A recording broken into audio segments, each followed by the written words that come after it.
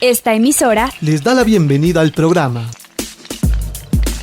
Encuentros con la Filosofía, para conversar poniendo en duda nuestras certezas, con la participación abierta de profesores de la Universidad Politécnica Salesiana, de la Universidad Central del Ecuador, de la Universidad Andina Simón Bolívar. Encuentros con la Filosofía. Se difunde semanalmente por las emisoras universitarias Infinito Digital, Voz Andina Internacional y Radio Faxo. Abrimos nuestros micrófonos.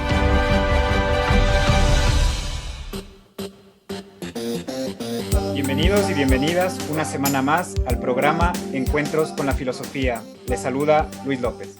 Como ustedes saben, Encuentros con la Filosofía propone, con la participación de profesores universitarios, conversar y reflexionar acerca de un tema de la vida cotidiana, desde una mirada filosófica. Saludo a Edison Aguilar Santa Cruz, con quien compartimos la conducción del programa. Hola Luis, buenos días. Es un gusto encontrarnos una vez más en este espacio de reflexión sobre vida cotidiana y filosofía, más en estos momentos que a escala mundial vivimos múltiples formas de incertidumbre, lo que hace pertinente repensar la vida cotidiana desde una mirada filosófica. Saludo a Karina Torres y a Carlos Minango, quienes desde Voz Andina Internacional hacen posible estos encuentros. Por supuesto, también agradecemos y damos la más cálida bienvenida al invitado de esta semana, a David Cortés, quien nació en Santo Domingo y es doctor en filosofía por la Universidad de Viena, Austria. Fue profesor del Departamento de Antropología, Historia y Humanidades de Flaxo, Ecuador, y actualmente es docente externo de la Universidad de Ciencias Aplicadas en Alemania y profesor invitado en Flaxo, Ecuador. Entre sus líneas de investigación están la filosofía intercultural, ética ambiental y teoría social. Bienvenido, David. Gracias. Hoy nos encontramos con el profesor David Cortés y el tema crítica en nuestros tres segmentos. En el primero, denominado Vida Cotidiana, describiremos algunas referencias cotidianas a la crítica. En el segundo segmento, Miradas Filosóficas, nos adentraremos al punto de vista filosófico de nuestro invitado y su posición acerca de la crítica. Y en el tercer segmento, ¿Qué más encontrar?, nuestro invitado compartirá sus recomendaciones y sugerencias para que la audiencia de Encuentros con la Filosofía profundice la temática de esta semana. Luis. Como nos anunció Edison, el tema escogido para esta semana es la crítica. La crítica es una noción que sin duda alguna permea muchos de nuestros contextos, tanto en la vida cotidiana como en campos académicos y educativos. En los primeros de estos muchas veces se entiende la crítica como una suerte de cuestionar ciertas acciones del otro y se crea la idea de que alguien crítico es casi alguien criticón, ¿no? Por otro lado, en el campo más académico, se ha asistido a una suerte de usar la crítica casi como adjetivo y han aparecido varias palabras compuestas como pedagogía crítica, educación crítica, pensamiento crítico, literatura crítica, entre otras, ¿no? Incluso han aparecido los denominados críticos del arte, ¿no? En este sentido, queremos saber cómo entender cada uno de estos ámbitos, qué entender por crítica. De este modo, la primera pregunta que hacemos a David es ¿cómo entender la crítica en la vida cotidiana? Ya, muchas gracias, Luis. A ver, digamos en primer lugar que cuando hablamos de la crítica en la vida cotidiana, habría que hacer el esfuerzo de ubicarla no solo en lo que significa en la vida en términos personales o inmediatos, ¿no? Yo creo que ese es un elemento fundamental y forma parte, pero además de prácticas de la crítica en un contexto mucho mayor, en un contexto mucho más amplio, ¿no? Se habla de la crítica, por ejemplo, necesaria en los medios de comunicación, el papel crítico de los medios de comunicación, y eso forma parte de lo cotidiano de la vida de una sociedad, ¿no?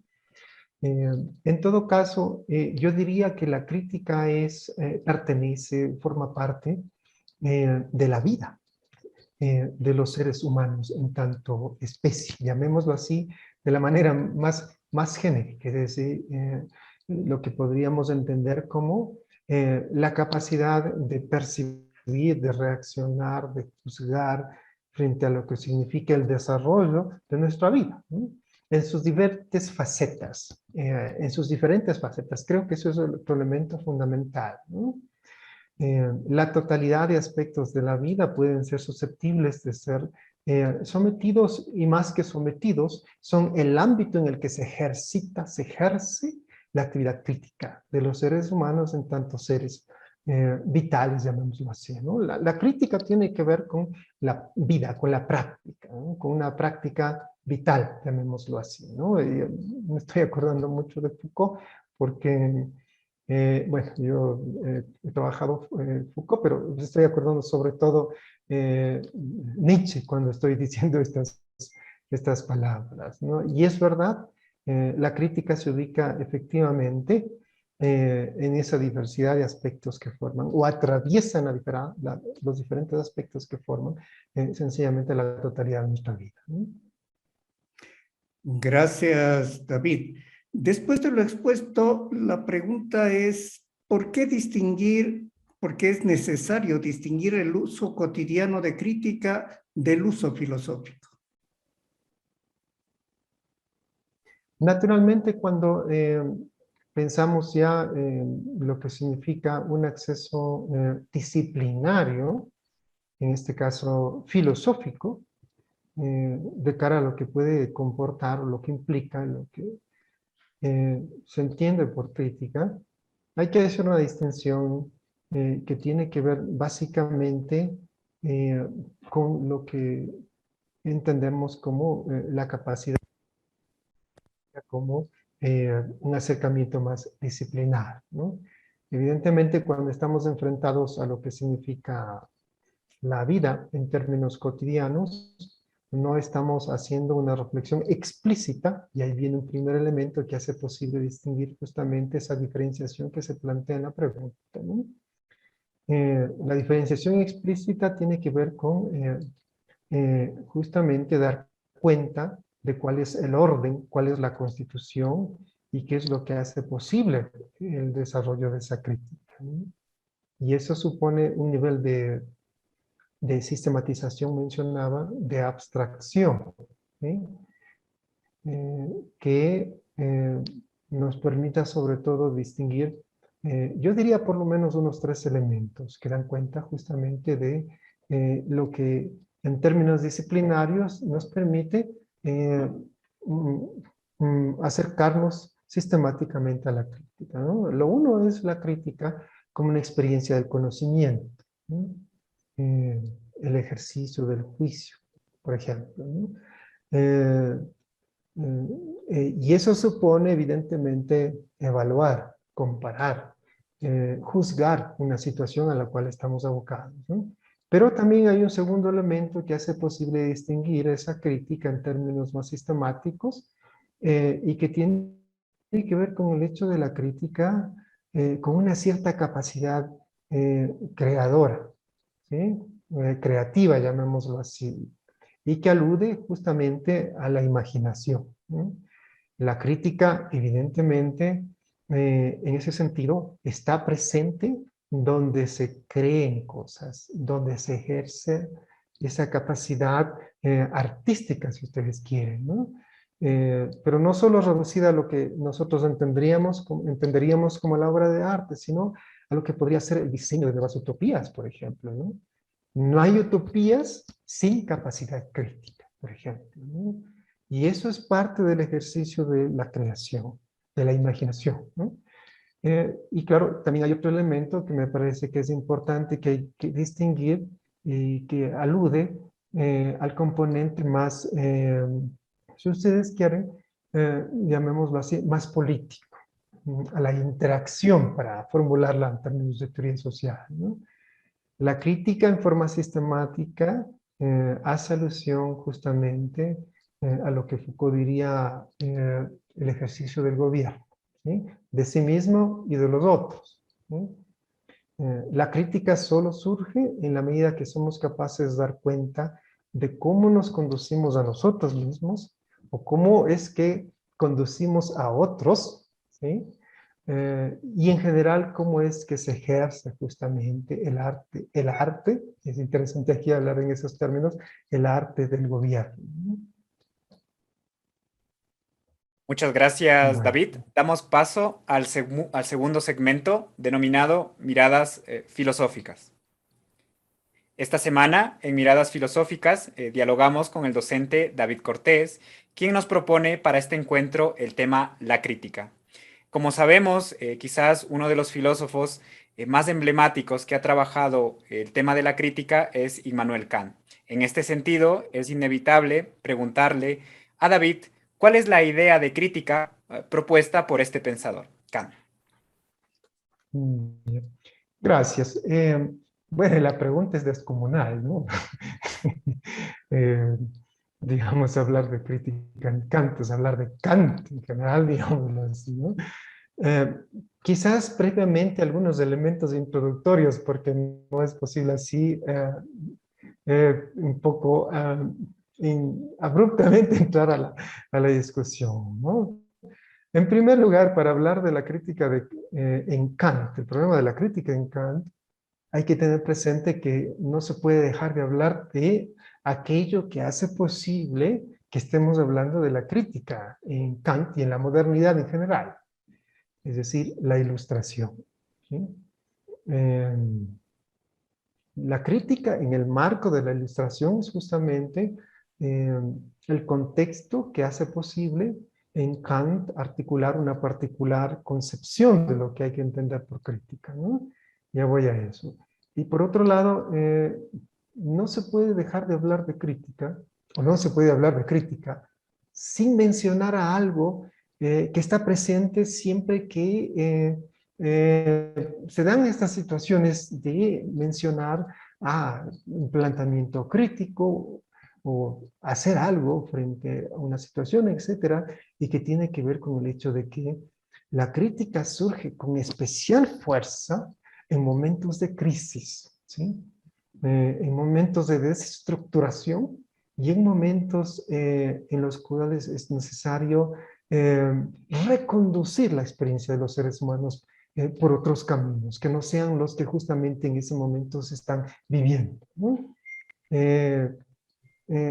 Esos tres elementos, por decirlo lo menos, hay otros no, hay un cuarto que es necesario precisarlo, en medio del cual surge todo esto, ¿no? Yo diría que es la idea de subjetividad, de libertad, ¿no? Y a lo cual se va a referir Immanuel Kant, ¿no? La crítica supone que estamos abocados a la tarea histórica de construir nuestra libertad, ¿no?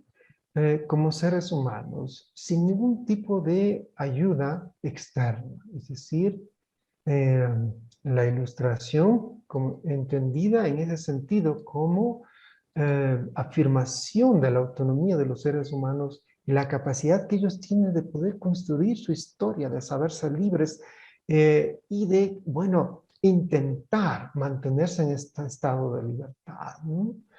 De caerse y nuevamente retomar, levantarse para afirmarse a sí mismos como individuos libres, ¿no? Creo que esa es una idea fundamental que está detrás también de la ilustración y por tanto de la idea de crítica, ¿no? Y quizás otro elemento previo que hay que decirlo, justamente alude a uno de los elementos fundamentales de la época en que surge el concepto de crítica en Kant y que es el de la secularización, ¿sí? Pero que hay que presentarlos de forma paralela con el de la racionalización, ¿sí? Es decir, la capacidad que tienen estos seres humanos, individuos libres, de conducirse a sí mismos para autoafirmarse, y ahí viene una cosa sumamente interesante que es justamente que alude a los contenidos de la Ilustración, ¿no? Guiados bajo la luz de la razón, guiados bajo la sola luz de su propia razón, ¿no? Ese es un elemento fundamental, ¿no? Ya, en ese marco es que surge el pensamiento de Kant, ¿no?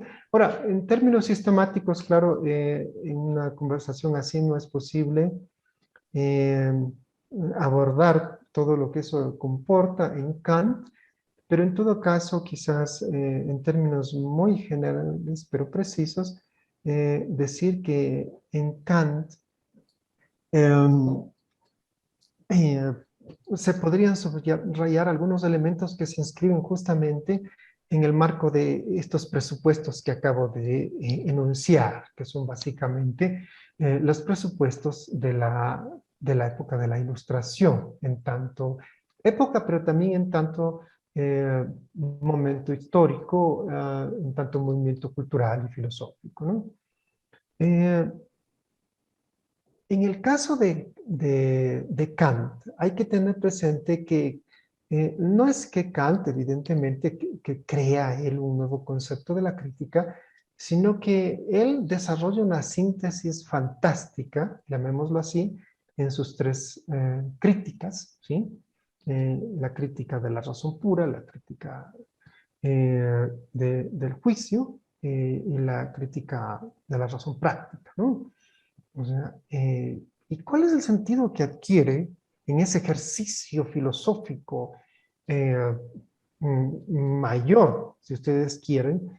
La crítica justamente tiene ese sentido de, en primer lugar, mm, delimitar cuál es la posibilidad, eh, el origen y cuáles son los límites de ese conocimiento de los seres humanos en tanto especie capaz de conocer valiéndose de la luz de su propia razón, ¿no? Creo que ese es un elemento fundamental.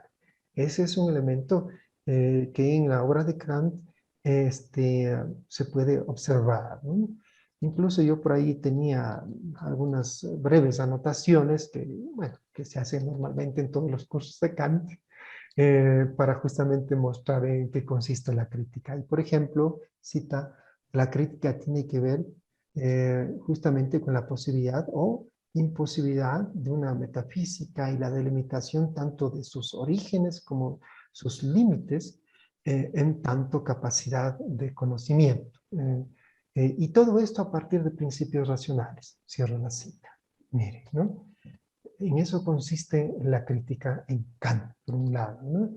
Pero por otro lado está también el hecho de que la crítica en Kant supone un paradigma de conocimiento. Esos principios que se guían bajo la luz de la razón, ¿sí? Que se guían por la luz de la razón, de acuerdo a lo que plantea Kant, eh, no son principios, si ustedes quieren, abstractos, no, hacen referencia justamente a lo que significa pues el paradigma de las ciencias matemáticas y la física, ¿no? A eso hacen referencia, ¿no? Y en ese sentido, eh, eh, hay que tener presente que eh, la crítica en Kant tiene que ver con el hecho de una justificación filosófica que haga posible justificar ese conocimiento desde el modelo de la matemática y la física. O sea, eh, ese es el trasfondo, ese es el trasfondo, ¿no? Es un ilustrado en ese sentido, ¿no? Por otro lado, en el caso de Kant, es también importante tener presente de que la crítica también alude a lo que el mismo Kant denomina como poner en suspenso el juicio. ¿A qué se refiere con eso, no? Y no es otra cosa que lo que él denomina la crítica como ocuparse no tanto de los objetos, sino de los conceptos a priori de los objetos que hacen posible su justificación, ¿no? Y, con la, y Y la crítica no es otra cosa que ocuparse de la manera como nuestro conocimiento se ocupa de los objetos del conocimiento, de modo que sea de la manera más a priori posible. Miren, ¿no? Y claro, eso ya nos suena a todo lo que es el discurso kantiano de lo trascendental, ¿no? Acordémonos los que hemos hecho algunas lecturas, los cursos de Kant, y esas distinciones que él establece justamente al conocimiento en términos a priori, ¿no? Y eso es justamente, repito, lo que él entiende como la crítica trascendental, ¿no? Por otro lado, no nos olvidemos que también existe en Kant la perspectiva más práctica, ¿no? Y en ese sentido, eh, Kant lo que menciona es de que mm, la crítica de la razón práctica, la ética, la moral, digámoslo así, alude justamente a la capacidad que se tenga para establecer esa unidad entre la razón teórica y la razón práctica, ¿sí? Cómo es de que en términos éticos se establece una relación entre lo que digamos nosotros podemos llamarlo, o lo que en la filosofía se conoce como el deber ser, que es lo que yo debo hacer, la norma, ¿sí? Y lo que se hace realmente, lo que es. Esa es la crítica en Kant, en ese nivel de lo práctico, ¿no? Esa unidad que es necesaria establecer entre la teoría y la práctica, diríamos nosotros, un poco tomando el lenguaje, pero más desde lo que es el idealismo y desde lo que es el materialismo histórico también, llamémoslo así. Y finalmente, en el caso de la crítica del juicio, eh, la crítica en Kant alude a la relación que existe entre el entendimiento y la imaginación, ¿sí? Esa dimensión justamente de lo que se llama de Einbildungskraft, ¿no? Cómo es que es posible delimitar, analizar, establecer los límites de la capacidad creadora de los seres humanos en tanto seres estéticos, llamémoslo así, en tanto artistas, si ustedes quieren, ¿no? En tanto capaces de producir experiencias y obras de artes, por llamarlo de alguna manera, ¿no? Como ven, es un poco abstracto esto de Kant, pero quizás formulémoslo de una manera muy concentrada y digamos que la crítica en Kant alude justamente a la capacidad de justificar el conocimiento en esos tres ámbitos que constituyen su obra, ¿no?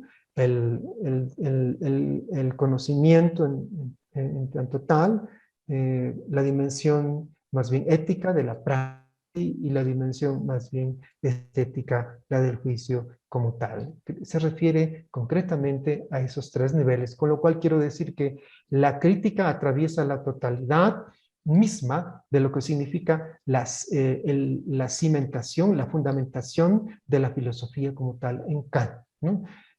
La filosofía es por definición crítica en ese sentido en Kant, ¿no?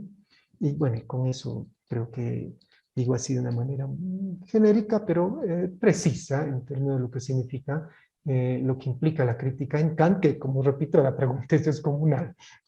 O sea, me atrevo a hablar así, pero debo decir lo que debo reconocer que es una pregunta compleja, ¿no?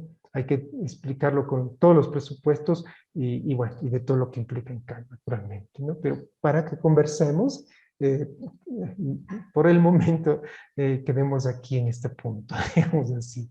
Sí. Muchas gracias, David. Y sí, reconociendo las limitaciones del tiempo, brevemente, ¿cuáles serían otras líneas filosóficas que han asumido la tradición de la crítica en filosofía? Ya. Esa también es otra pregunta muy amplia. Lo que quiero decir es, tengamos presente que la historia de la crítica en Occidente se remonta a la época de la Grecia clásica, ¿no? O sea, hay una historia de la crítica que se remonta a esa época, ¿no? Eh, mm, ¿Y qué es lo que quiero decir con esto? El concepto de crítica es un concepto histórico, ¿sí? Es necesario contextualizarlo en su momento, en sus contenidos y en las definiciones que son básicamente o que tienen que ser referidas a lo que significa las preocupaciones vitales de una comunidad en determinado momento histórico, ¿no? Ese es el punto.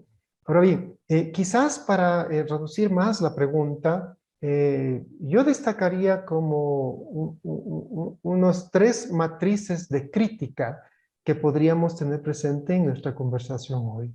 Una es justamente la crítica de Kant, que es como si ustedes quieren, la más representativa de lo que podemos denominar un tipo de crítica de acuerdo al paradigma clásico de la Ilustración, ¿sí? Al cual ya me he referido, ¿sí?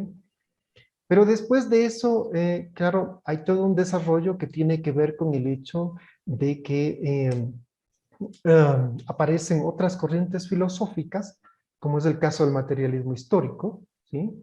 Que critican estos planteamientos de Kant, ¿no? ¿Y qué es lo que se critica de Kant, ¿no? Lo que se critica básicamente es un déficit histórico, ¿no? Si por histórico se entiende justamente el hecho de que la misma crítica, la misma razón, es una construcción histórica, ¿sí? Y claro, en el caso de Marx es claro, ¿no? Lo que se está criticando en Kant justamente es la idea de trascendentalidad, si se entiende como la capacidad que tiene el individuo de justificarse a partir de sí mismo, ¿sí? Eso, en términos de lo que significa la crítica del materialismo histórico, no es más que una ideología. Acordémonos del texto de la crítica de la ideología alemana, famoso, ¿no? De Marx, Engels, ¿no? Eso es lo que se critica de la crítica de Kant, del idealismo. También, digamos, no solo de Kant, sino fundamentalmente de todo lo que es el desarrollo de la filosofía alemana en la versión hegeliana, ¿sí? Ahí habría que decir varias cosas, pero digamos, solo para hablar de 3 paradigmas de crítica, ¿no? La del materialismo histórico, que critica básicamente el déficit histórico justamente del concepto de crítica en Kant, que no es otra cosa que decir que ese concepto de crítica que pretende justificarse por conceptos a priori, tiene que aterrizar en el hecho de que la conciencia, la teoría, es una construcción histórica que en última instancia tiene que ser remitido a las condiciones materiales que la hicieron posible, ¿sí? Miren, a diferencia de Kant, que habla de los juicios a priori, imagínense lo que eso significa, ¿no? Acá estamos diciendo, en cambio, cuáles son las condiciones materiales que hicieron posible el surgimiento justamente de la vida cultural, de la vida cognitiva, etcétera, ¿no? De la filosofía en tanto producto, ¿no? Ahora, quizás en esta misma perspectiva de lo que es una visión histórica, yo diría de la crítica, un paradigma histórico de la crítica, hay que hacer una especial referencia al trabajo de Horkheimer y Adorno, en lo que se conoce como la primera generación de la escuela de Frankfurt, ¿no? Ubiquémonos en los años 20, en los años 30, estamos hablando de lo que es justamente los antecedentes de la Segunda Guerra Mundial, ¿no? En ese contexto, acordémonos que Horkheimer publicó en el año 1937 un texto que se llama Teoría Tradicional y Teoría Crítica. Ahí, él explica de que, yo por ahí tenía una cita de él, espérenme un segundito, sí, aquí está, y lo leo así brevemente para comentarlo rápidamente, ¿no? En el pensamiento realmente crítico, estamos hablando de un proceso que no es meramente lógico, sino al mismo tiempo un proceso histórico concreto. Miren, aquí cada palabra tiene su peso. La crítica hace referencia a un proceso histórico concreto, ¿sí? No está hablando a la idea absoluta de Hegel, tampoco está hablando de la justificación trascendental de Kant, los a priori, por ejemplo, de Kant. No, eso es, la crítica tiene que dar cuenta de un proceso histórico concreto. En su decurso, continúa Horkheimer, se transforman tanto la estructura social de la totalidad como la relación del teórico con la sociedad. Es decir, se transforma el sujeto así como el papel del pensamiento. La crítica es parte justamente de ese proceso histórico, ¿no? Y la crítica encuentra su especificidad, entre otras cosas, en el momento que logra desentrañar o, si ustedes quieren, visualizar o más bien explicitar las transformaciones que se operan tanto en la sociedad, en los individuos que hacen esa sociedad y la manera como se relacionan esas dos instancias, ¿no? El individuo y la sociedad. Pero también hay otro elemento que me parece a mí que es sumamente importante y que hace alusión, continúo con la cita más adelante, a lo que es la relación de los seres humanos con la naturaleza.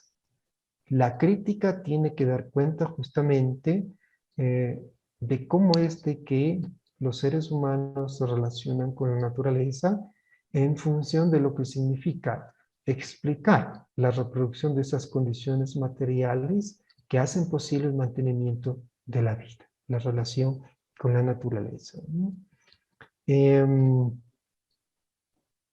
Y finalmente, un tercer paradigma de crítica, así brevemente, como ven, se puede enfocar de muchas maneras, ¿no? Es lo que ya hacía alusión en torno a Michel Foucault, ¿no? La crítica en Foucault hace alusión al poder, al arte de gobernar. ¿Y cuál es la crítica? Que suena un poco redundante, pero es interesante. ¿Cuál es la crítica que Foucault mucho más adelante, en la década del 60 y el 70, va a plantear a la Escuela de Frankfurt y a su vez al idealismo del alemán y a Kant? ¿Y qué es lo que va a retomar de ellos, ¿no? Primero, Foucault lo que percibe es que ese concepto de crítica que se ha planteado desde la época de la Ilustración tiene que explicar la compleja relación del ejercicio crítico con el tema del poder, ¿sí?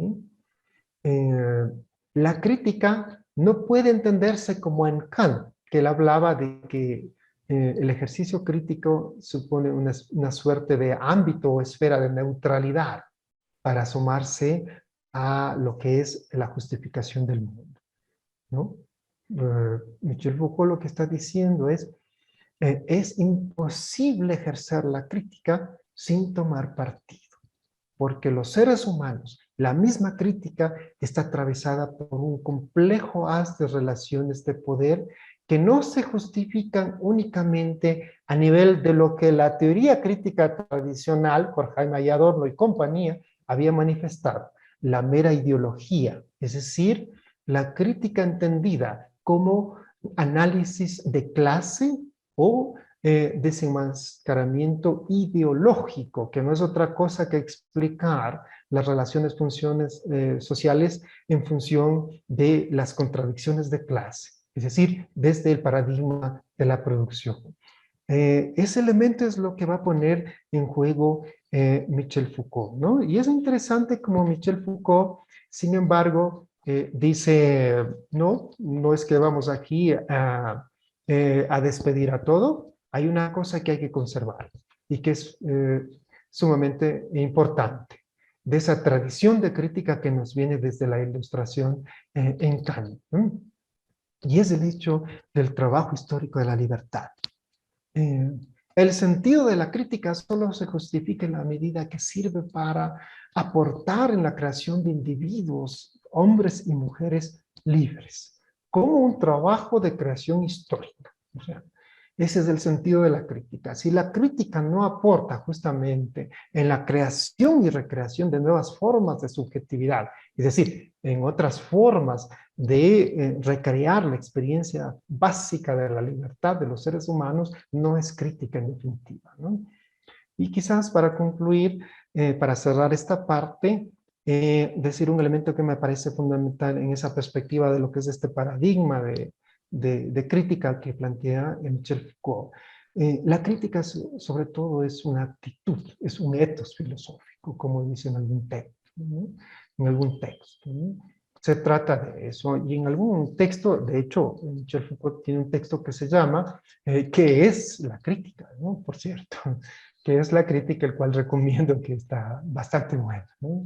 Para meditar, ¿no? Donde él plantea que en última instancia tiene varias, no alcanzo este momento, sería demasiado largo, pero en todo caso, él plantea que la crítica no es más que el arte de la inservidumbre voluntaria. Inservidumbre voluntaria, lo que él denomina también como la indocilidad reflexiva. Es decir, cómo es que nos mantenemos en un estado como seres humanos en el cual no nos dejamos gobernar, ¿no? ¿Sí? Por decirlo de alguna manera. En todo caso, el punto es de que la crítica en este paradigma planteado, ustedes quieren para poner un nombre postestructural, que es en realidad una designación hecha por Jürgen Habermas, lo que significa es sobre todo la capacidad que tengamos para mantenernos, o para, si ustedes quieren, cultivar una cierta actitud de vida frente, bueno, a la misma vida, a la vida como tal, a la complejidad de la vida como tal, ¿no? Ya, con eso respondería a la pregunta de qué posibles líneas de crítica se pueden distinguir. ¿Hay algo más? Porque sí quisiera yo decir algo sobre las cuestiones que más nos atañen como latinoamericanos, digámoslo La así. verdad que, David, en honor al tiempo, concluimos con estas valiosas reflexiones. En todo caso, te comprometemos para que podamos avanzar quizás con ese tema en un próximo programa. Okay. Concluimos. Genial. Entonces, pues tendríamos un programa más de la crítica vinculado a lo latinoamericano.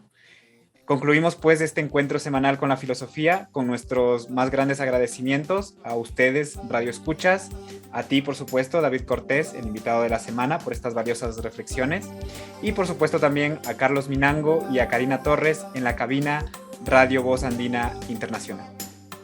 Muchas gracias a ustedes por la cordial invitación, encantado de la vida, ¿no? Recuerde, recibimos sus comentarios y sugerencias al correo electrónico encuentrosconlafilosofía@gmail.com. Hasta el próximo encuentro con la filosofía. Agradecemos su sintonía a Encuentros con la filosofía. el programa que impulsa el filosofar como acción compartida desde las radios universitarias. Les invitamos a compartir las próximas emisiones de Encuentros con la Filosofía por esta emisora.